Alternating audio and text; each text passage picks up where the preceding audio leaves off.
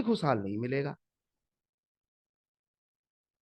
क्योंकि सूरज शनि वहां टकरा रहे हैं। और ये जन्म कुंडली से ज्यादा बोलते हैं, इस बात को समझ लीजिए। शनिचर खाना नंबर 3, किताब में क्लियर शब्दों में लिखा है पूरब और साउथ का, पूरब और साउथ फेसिंग मकान बंदा होगा। 3 और 1 का संबंध होता है, और शनि 3 हो तो उसका 5 से भी एक संबंध होता है, कंडीशन से। और खाना नंबर 3 साउथ तो है ही है, और खाना नंबर 8 भी साउथ है, इस बात को समझिए।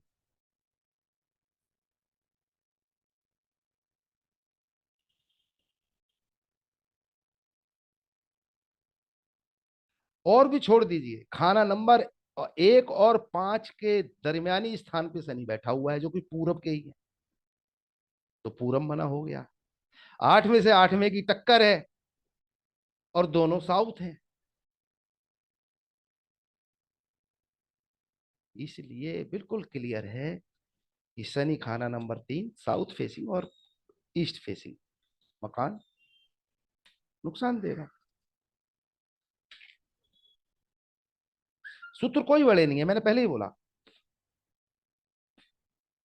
अब खाना नंबर 11 पे ही शनिचर हो, तो किताब में सिर्फ इतना लिखा है कि साउथ फेसिंग मकान ना हो, 55 साल की उम्र से पहले मकान ना बनाया जाए, ये भी कंडीशन है। लेकिन शनिचर खाना नंबर 11 में हो, तब भी पश्चिम फेसिंग मकान भी नुकसान दे जाएगा।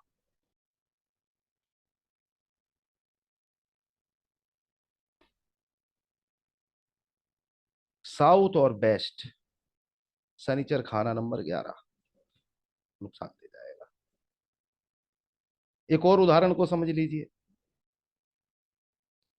किसी की जन्म कुंडली में सूरज शनिचर मुश्तरका है, एक साथ हैं, मिल गए, उसके घर में लोहे के जाल लगे हुए हैं। भैया बहुत सारे लोग लंगूर बंदरों से बचाव के लिए, या चोरी डकैती की लूटपाट से बचाव के लिए लगाते हैं लोहे के जाल। अब ऊपर से धूप लोहे के जाल को क्रॉस करके घर में एंटर करे, और सूरज शनिचर उसके कुंडली में मुश्तरका है। लोहा क्या, समझिए, शनिचर लोहे का जाल, और धूप उसको क्रॉस करके घर में आ रही है। यहाँ समस्या ये है कि क्रॉस करके घर में एंटर हो रही है, यानी कि आपकी छत पे ही आते ही सूरज शनिचर मिल गए। सूरज शनिचर के बुरे सिम्टम आ जाएंगे घर में, मंगल बद जैसे, राहु की बदकारियां जैसे। फिर शांति कहाँ, सुख कहाँ।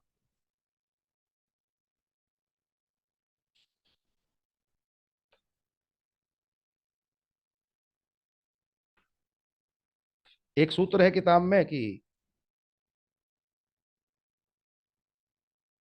मकान के पिछली तरफ धूप आना।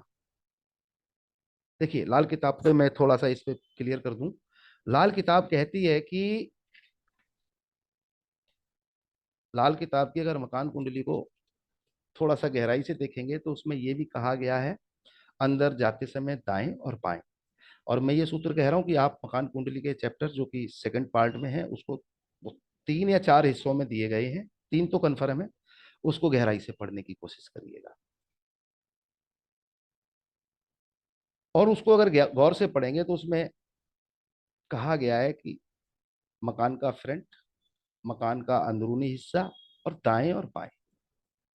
अब आप जन्म कुंडली को देखिए।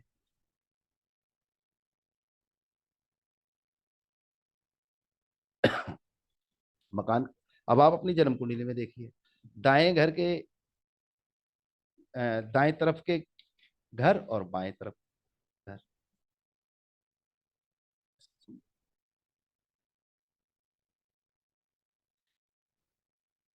और समझने वाली बात यह है कि बिल्कुल क्लियर, और कम से कम 40-45 जगह ये इस्तेमाल हुआ है कि घर में अंधेरी कोठरी कायम रखें। बहुत सारे पॉइंट हैं कि अंधेरी कोठरी कायम करें। उसका कारण समझिए, पूरे मकान को अंधेरा नहीं बनाया जा सकता, एक। रोशनी भी चाहिए, हवा भी चाहिए, सब कुछ चाहिए, लेकिन एक कोठरी मकान में अंदर जाते समय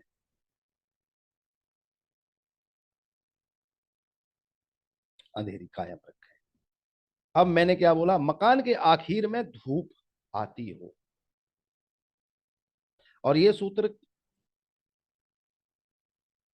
सूरज खाना नंबर 6, शनिचर खाना नंबर 12 में पंडित जी ने इस्तेमाल भी किया है।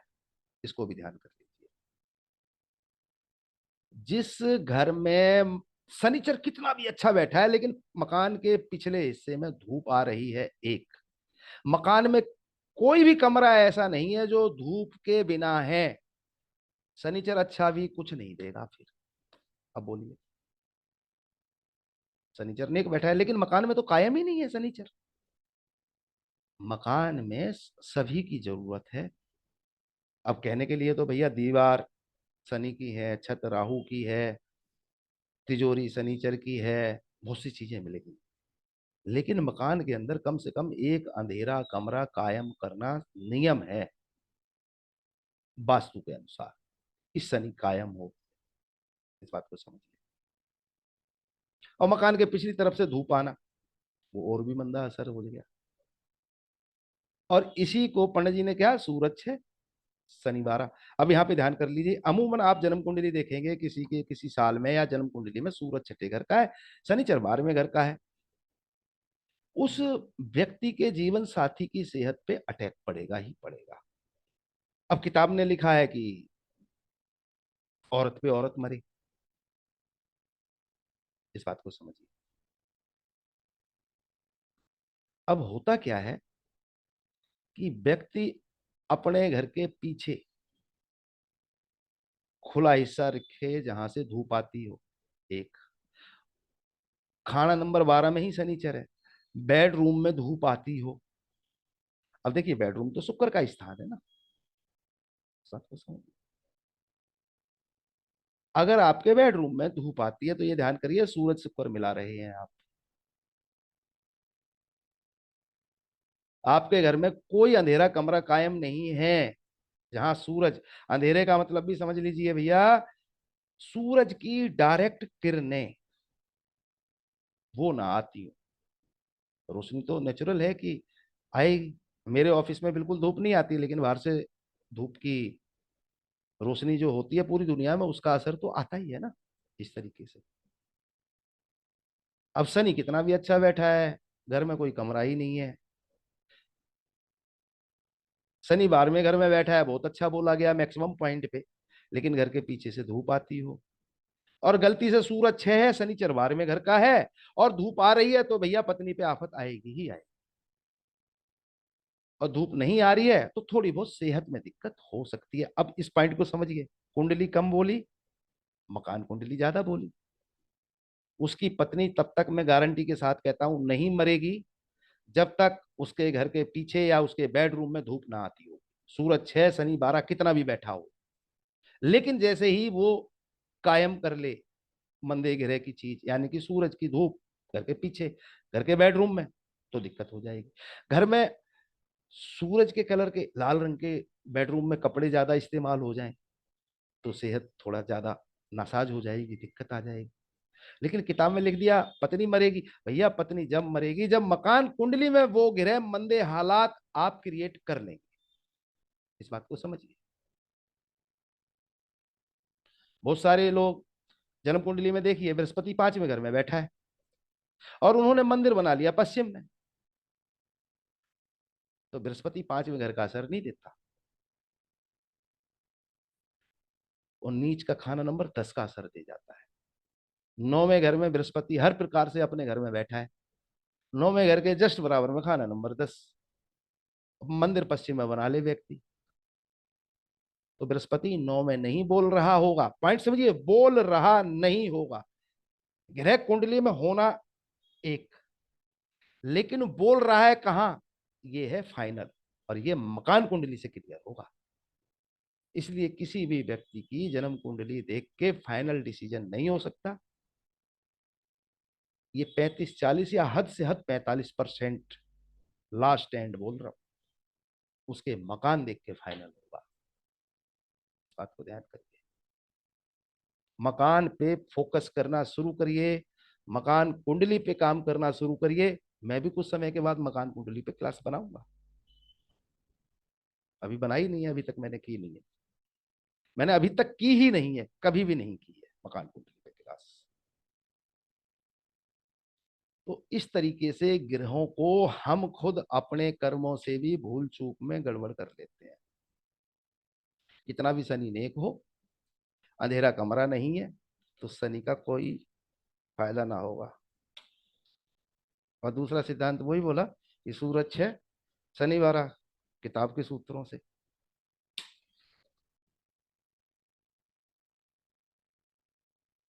किसी जन्म कुंडली में बुध शनि शुक्र, अब ध्यान करिए, ये तीनों मित्रों का गठजोड़ है।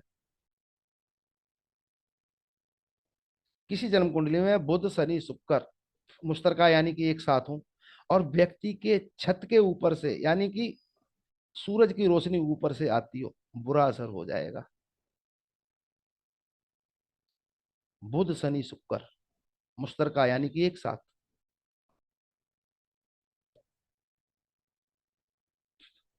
ऊपर से धूप आना, ये कंडीशन है कि ऐसा व्यक्ति फ्लैट में रहे या उसके घर में छती ना हो। सूरज खाना नंबर 10 या 8 में हो, समझने की कोशिश करिएगा, सूरज खाना नंबर 10 में या 8 में हो, ऊपर से रोशनी आना, मंदा असर।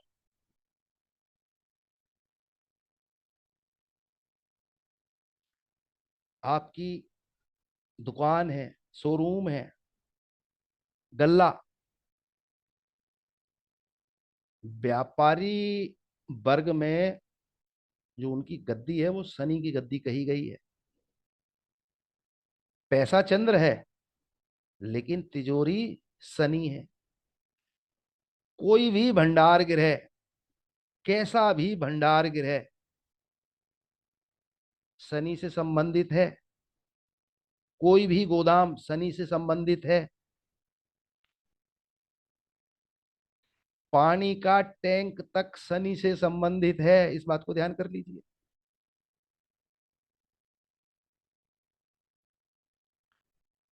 स्टॉक करने की क्षमता ग्रहों में शनि को दी गई है। सूरज 8 या 10, 8 में सूरज, शनि का हेडक्वार्टर।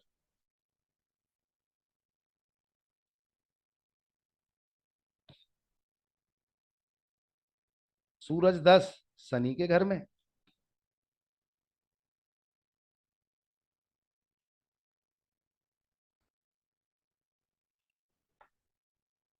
वहां पे शनि सूरज का झगड़ा आसानी से हो जाएगा, मंदा असर मिल जाएगा। आपके शोरूम में, आपकी दुकान पे, गल्ले पे, मतलब गद्दी के पास ही गल्ला होता है, या कोई तिजोरी रखी है, वहां पे धूप आना, शनि की वस्तु पे धूप आना, सूरज शनि के झगड़े, फसाद। आपके मकान के साउथ में बागवानी कर देना, पार्क बना देना,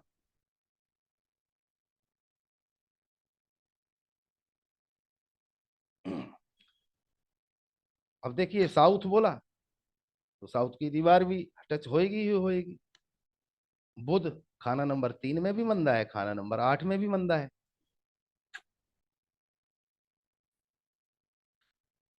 अब आप कहेंगे जी हमारा तो बुध बैठा हुआ था खाना नंबर 6 में, खाना नंबर 4 में, खाना नंबर 2 में, बढ़िया बैठा है। लेकिन ये बैठा है, अगर ये साउथ में बोल गया तो क्या करोगे? जन्म कुंडली का ग्रह कहाँ बोल रहा है, इस पे फोकस करिए। बैठा कहाँ है वो महत्वपूर्ण बिल्कुल भी नहीं है। मैं दूसरे शब्दों पे, ये शब्द हकीकत में अच्छे नहीं है। जन्म कुंडली में ग्रह कहाँ बैठा है, लेकिन वो आवाज कहां से दे रहा है। और ये किसी भी ग्रह के साथ हो सकता है, और लगभग हर कुंडली में ही एक दो तीन ग्रह इस प्रकार से कहीं और ही बोल रहे होते हैं, कहीं और से ही आवाज दे रहे होते हैं, दिखाई कहीं और दे रहे होते हैं। ईशान कोण में, नॉर्थ ईस्ट में टॉयलेट बना ली, चंद्रमा का मंदा असर शुरू हो जाएगा।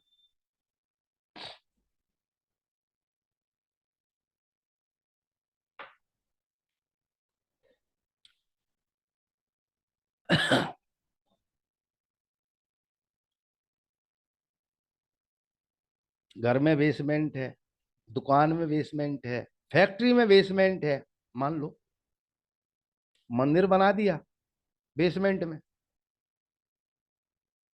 बृहस्पति 6 बोलने लगेगा। और इस सूत्र को और तरीके से समझिए, मैं बृहस्पति पे ही बोल दूंगा, लेकिन आपको समझना है और चीजों पे भी। अब ग्रह अपना असर किस प्रकार से जल्दी फेंक देता है, इस बात को समझिए। मैं एक सूत्र बोलता हूं, मेरी लगभग सभी क्लासों में मैंने ये शब्द बोले हैं कि जब ग्रह को दृष्टि मिलती है वो रास्ते का काम करती है।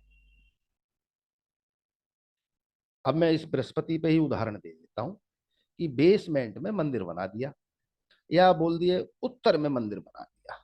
बृहस्पति बैठा है जन्म कुंडली के खाना नंबर 2 में।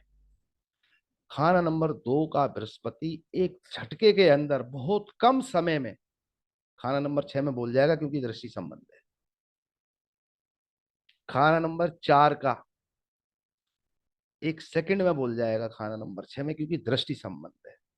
खाना नंबर 12 का बृहस्पति एक सेकंड में बोल जाएगा खाना नंबर 6 में। 8 का बृहस्पति, 8 और 6 मिले जुले होते हैं, एक सेकंड में बोल जाएगा। 9वें का बृहस्पति समय ले सकता है, क्योंकि 9 की छठे के साथ वो दृष्टि संबंध नहीं बनते हैं। और ये सभी ग्रहों पे अप्लाई होगा। कुछ ग्रह जो जल्दी एकदम बोल जाते हैं, जैसे कि शनिचर 6 का है, मैं घर में आज ही जूते लेके आया नहीं, या मशीनरी लेके आया नहीं, घर में रख दी। पॉइंट समझिए, ये एकदम बोलेगा, कुछ दिनों में ही बोलेगा, क्योंकि खाना नंबर 4 से संबंध है घर का। 4 और 6 का संबंध है, 2 पे तो वो अटैक करता है। इस बात को समझिए, 2 में बैठे हुए ग्रह पे।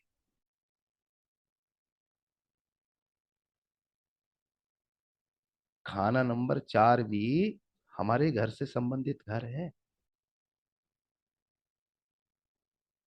और 6 4 का संबंध है।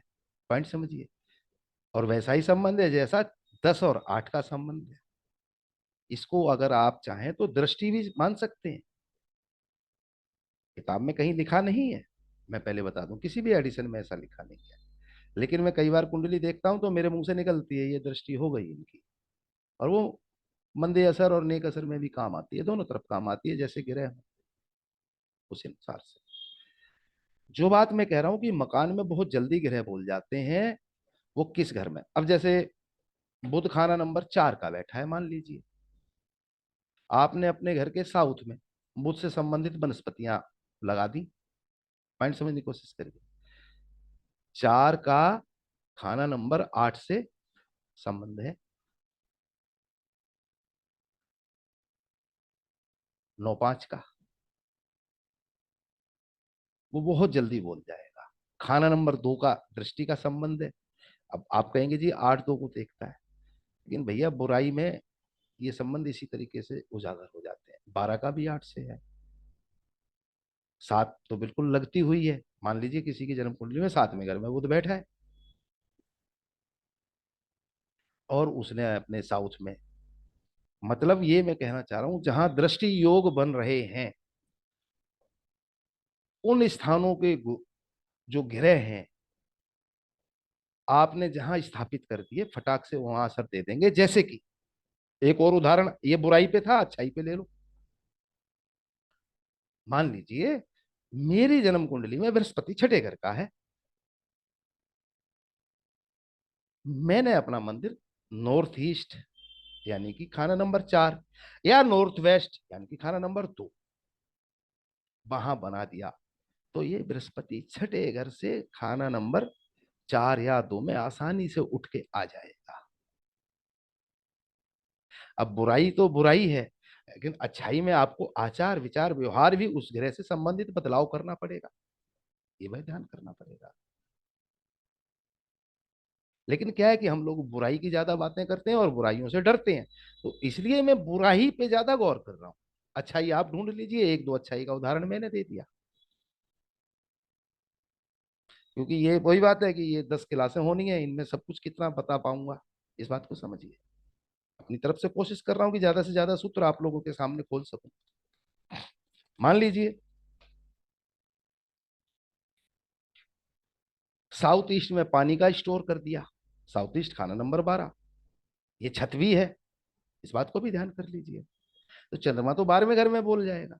अब खाना नंबर 2 का चंद्रमा होगा तो 1 सेकंड में वो 12वें घर में बोल जाएगा, खाना नंबर 6 का बोल जाएगा, खाना नंबर 4 का बोल जाएगा, 8 का भी बोल जाएगा, 10 का भी बोल जाएगा, 11वें का भी बोल जाएगा।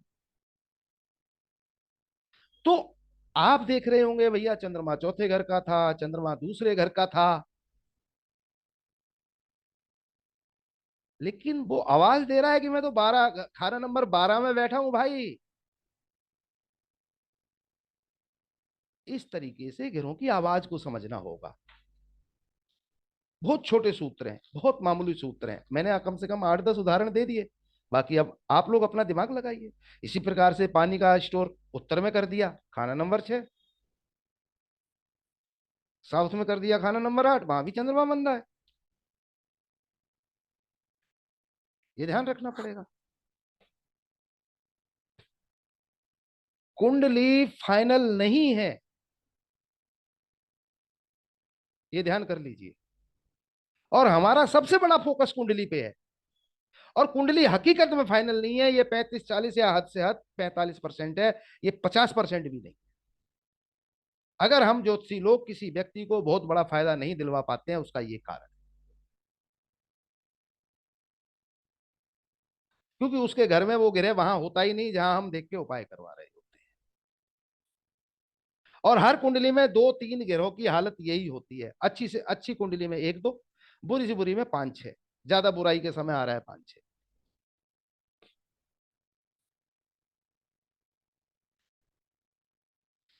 चलिए थोड़ी सी बातें कर लेते हैं अब बनावटी ग्रहों की। बनावटी ग्रहों में भी कुछ भ्रांतियां हैं, वो उनको भी खोल देते हैं। बनावटी ग्रह, इसको लाल किताब में बोला जाता है मसनोई।